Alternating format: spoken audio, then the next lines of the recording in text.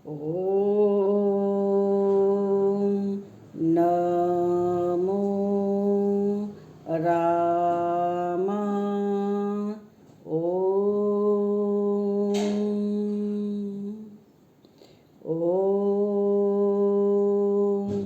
नमो रामा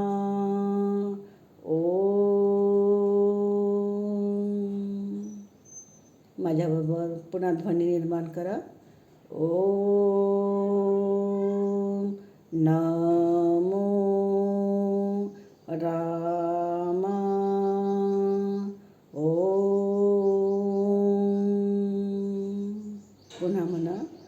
ओम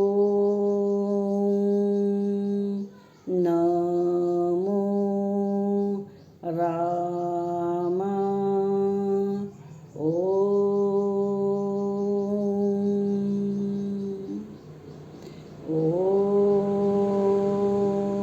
नमो रामा ओम.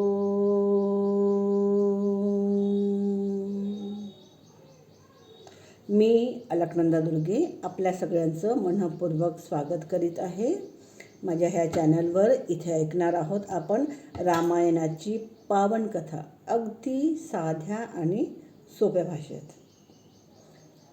मी आता वाचत आहे सर्ग 25 ताटका.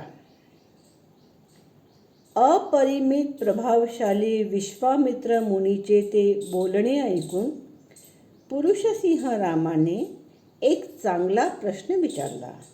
तो म्हणाला, मुनिश्रेष्ठा, यक्षिणी तर कमी सामर्थ्य संपन्न असतात, मग ताटका अबला असून तिच्या अंगी 1000 हत्तीचे बळ कसे आहे?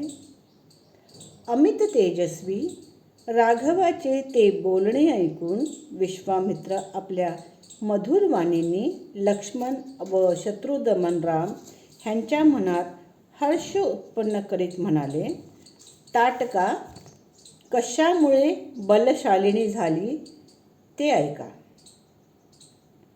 वरदानामुळे ह्या अबलेला बल प्राप्त झाले आहे. पूर्वी सुकेतू नावाचा एक महाध्यक्ष होता. तो पराक्रमी व सदाचारी होता, परंतु त्याला संतती नव्हती. म्हणून त्याने घोर तपश्चर्या केली. रामा, यक्षराज सुकेतूच्या तपश्चर्याने ब्रह्मदेव फार संतुष्ट झाले. सुकेतूला पुत्र दिला तर जनतेला त्रास होईल असा विचार करून त्यांनी त्याला ताटका नावाचे कन्यारत्न प्रदान केले.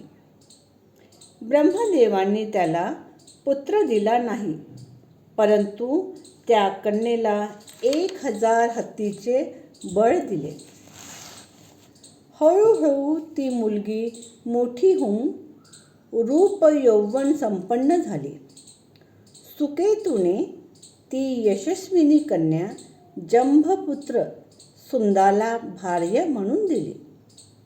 कालांतराने त्या ताटका यक्षिणीला मारीच नावाचा दुर्जय पुत्र झाला. तो अगस्त्य मुनीच्या शापामुळे राक्षस झाला. रामा, अगस्त्याने शाप देऊन ताटकापती सुंदाला मारून टाकले. म्हणून ताटका पुत्रासह जाऊन मुनिश्रेष्ठ अगस्त्यांना मारण्याची इच्छा करू लागली. ती क्रुद्ध होऊन अगस्त्य मुनींना खाण्याकरता धावली. ती येत आहे पाहून भगवान अगस्त्य ऋषी मारीचाला म्हणाले, तू राक्षस होईल. अत्यंत रागाने अगस्त्यांनी ताटकेला श्राप दिला की तू महायक्षिणी असलीस तरी तुझे हे रूप जाऊन लवकरच तुला भयानक रूप प्राप्त होईल. तू विकृत आणि विक्राळ मुखाची होऊन नरभक्षक होशील. असा शाप मिळाल्यामुळे ताटकेचा राग अधिक वाढला. अगस्त्य जेथे राहत होते तो सुंदर प्रदेश ती उद्ध्वस्त करू लागली. राघवा, गायी आणि ब्राह्मणांच्या हिताकरता तू त्या दुष्ट पराक्रमी आणि भयंकर दुराचारिणी यक्षिणीचा वध कर.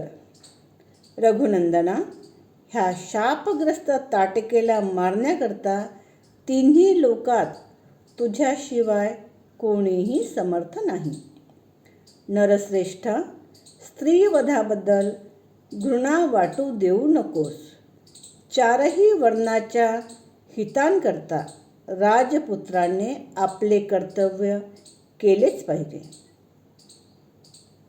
प्रजापालक राजाने प्रजेच्या रक्षणाकरता जे कर्तव्य केले आहे ते केलेच पाहिजे.